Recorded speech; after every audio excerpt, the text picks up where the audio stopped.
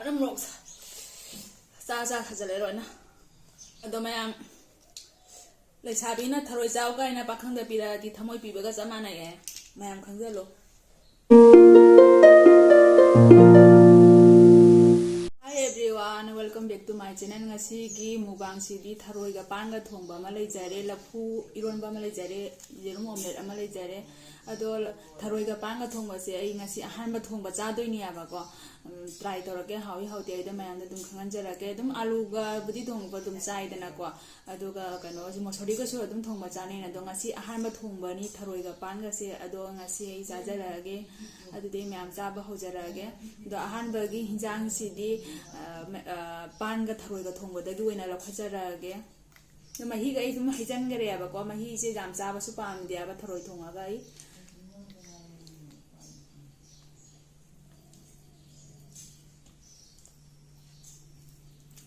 Siga jerum omelette chima machi ama hapjarage yor mayam de injarage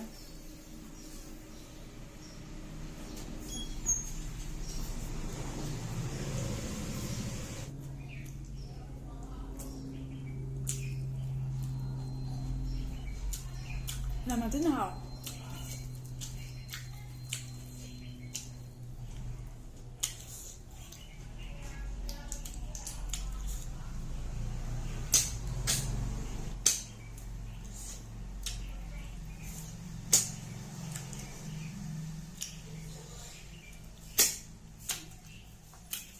Panji toiragadi hauroba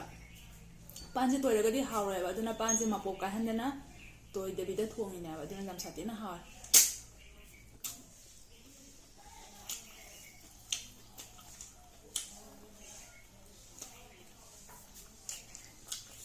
Sangra ba si thongba thapa gi recipe hapaka do sangra aju ahan ma thong jam satina haur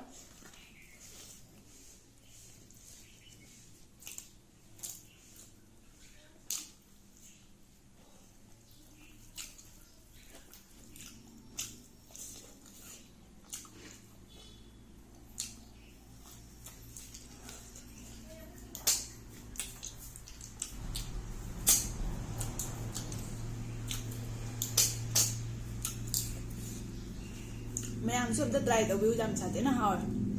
panga kano thong ma cha hawa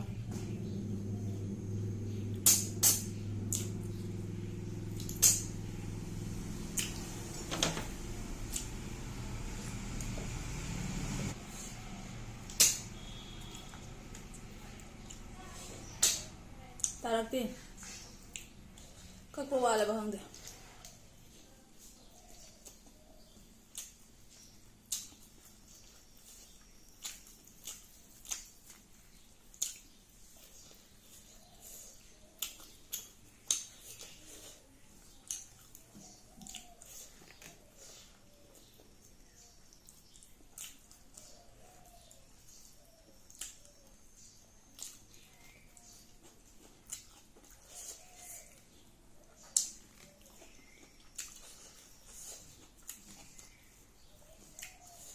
jam satina haur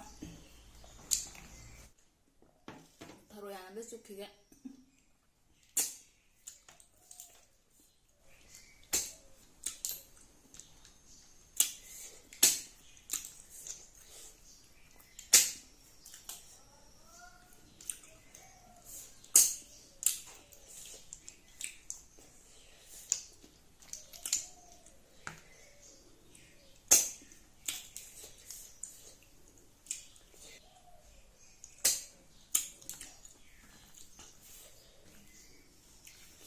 chimanga cha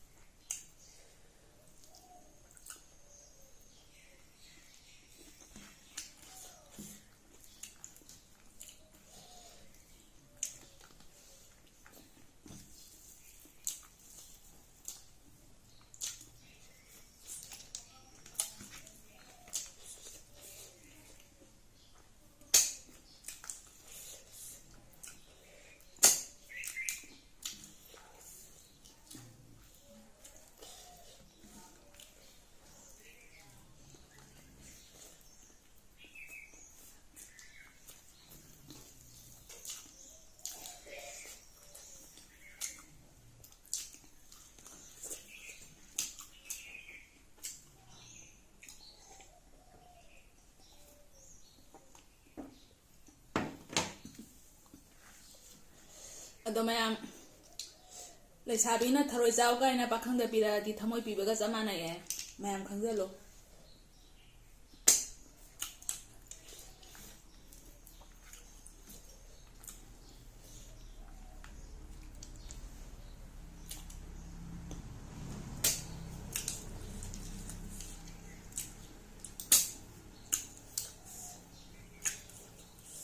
ꯊꯥꯕꯅ ꯃꯣꯔꯣꯛ ꯆꯥ ꯈꯖꯜꯂꯦ ꯂꯣꯏꯅ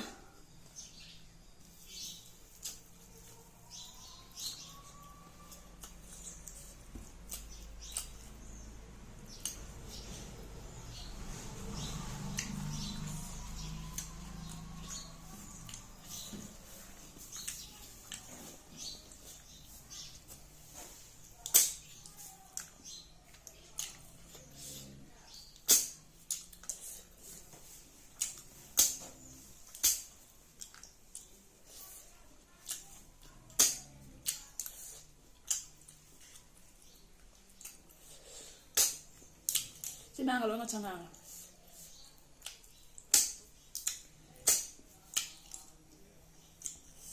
ꯑꯩꯈꯣꯏ ꯃꯣꯔꯣꯛꯁꯤꯁꯨ ꯃꯁꯤꯡ ꯒꯥꯅꯦꯕ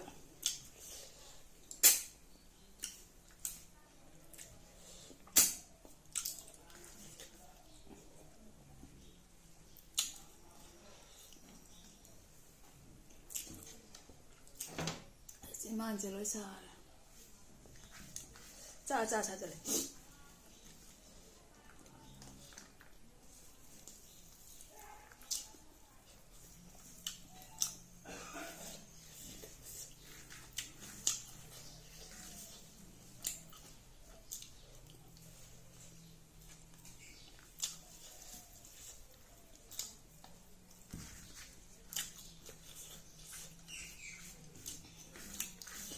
ꯂꯥꯗ ꯆꯥꯕꯁꯤꯁꯨ ꯃꯍꯥꯎ ꯑꯃꯅꯤ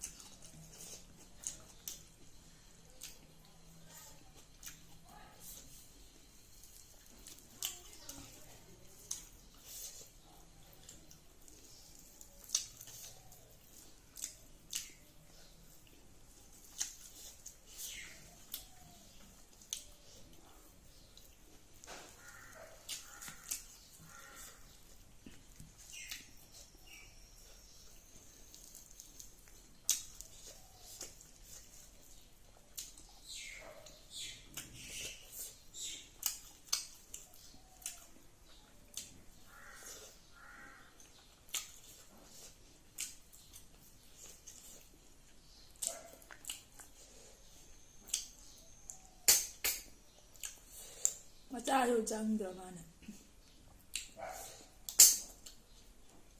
ꯑꯩꯈꯣꯏ ꯊꯔꯣꯏ ꯆꯥꯕꯁꯦ ꯏꯁꯤꯡ ꯌꯥꯝ ꯊꯛꯄꯅꯦꯕꯀꯣ ꯆꯥꯔꯒ ꯑꯗꯨꯝ ꯁꯥꯒꯠꯂꯛꯄꯅꯤꯅ ꯑꯗꯣ ꯃꯇꯥꯡꯁꯤꯗ ꯚꯤꯗꯤꯑꯣꯁꯦ ꯁ꯭ꯋꯥꯏꯁꯤꯒ ꯂꯣꯏꯁꯤꯟꯖꯔꯒꯦ ꯉꯁꯤꯒꯤꯗꯤ ꯕꯥꯏ ꯕꯥꯏ